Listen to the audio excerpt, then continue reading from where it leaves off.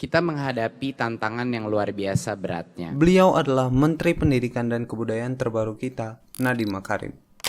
Beliau melakukan banyak sekali perubahan pada dunia pendidikan, termasuk tahun 2021 UN itu akan diganti menjadi asesmen kompetensi minimum dan survei karakter. Indonesia punya sekitar 45.357.157 murid, 2.719.712 guru, dan 227.904 sekolah.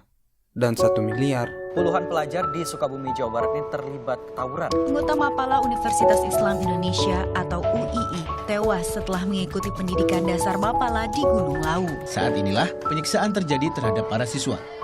Video yang merekam tindakan tidak terpuji seorang siswa terhadap gurunya viral di dunia maya. Masalah.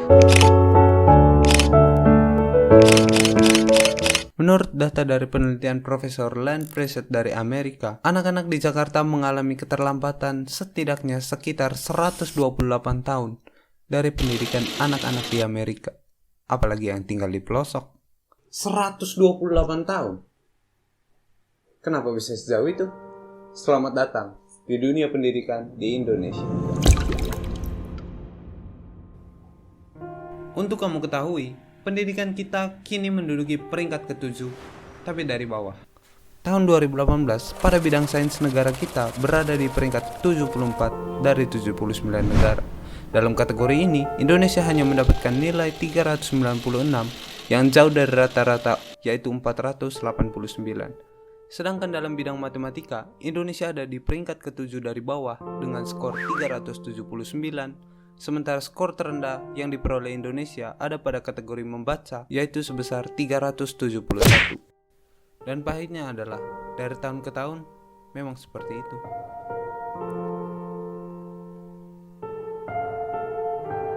Aku berindikasi bahwa, mungkinkah tenaga pendidik kita bermasalah? Dan betul saja, tenaga pendidik kita masih jauh dari harapan yang ada.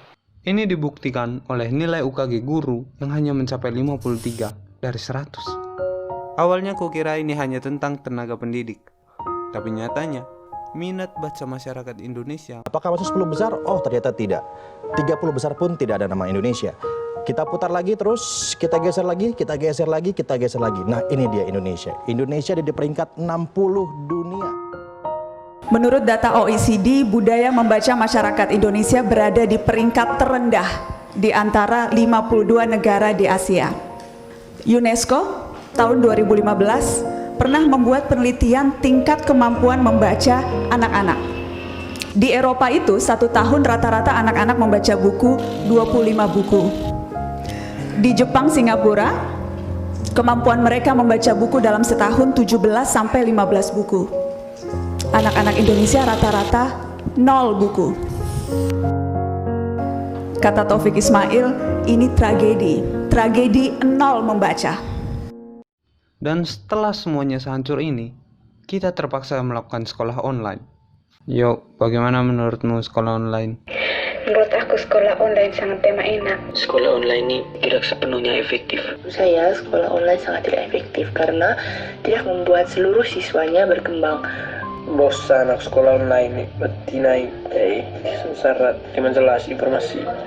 Ya, menurut aku sekolah online itu kurang efektif. Kenapa? Karena banyak murid yang kurang paham mengenai materi yang disampaikan. Kita kan tahu semua sekolah sekarang itu menerapkan sistem belajar online atau sekolah online. Namun perjuangan untuk beradaptasi dengan metode semacam itu sangat-sangat tidak mudah.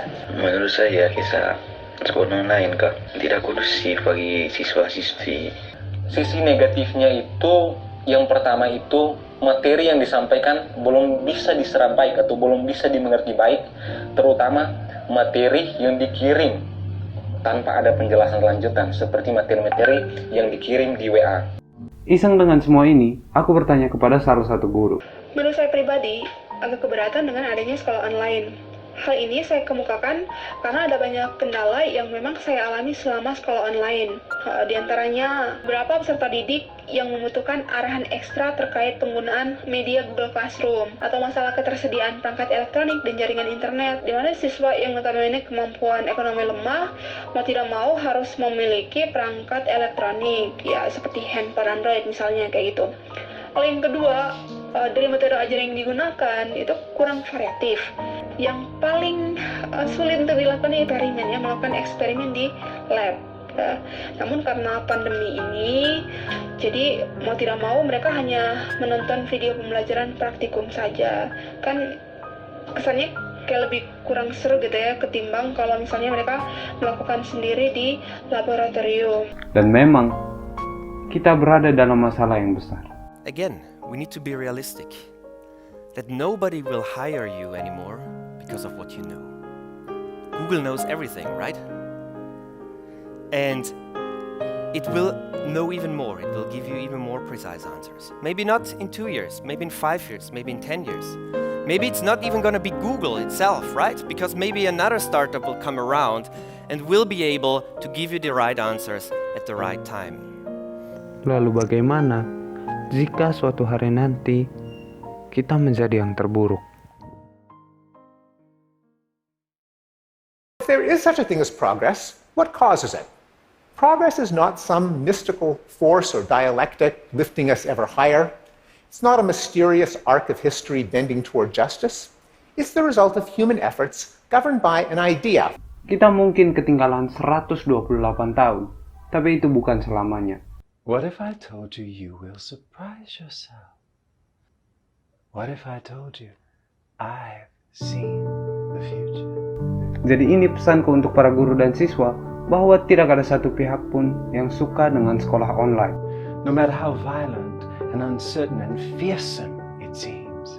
Jadi, mari kita bekerja sama dalam membangun pendidikan kita. The thing is,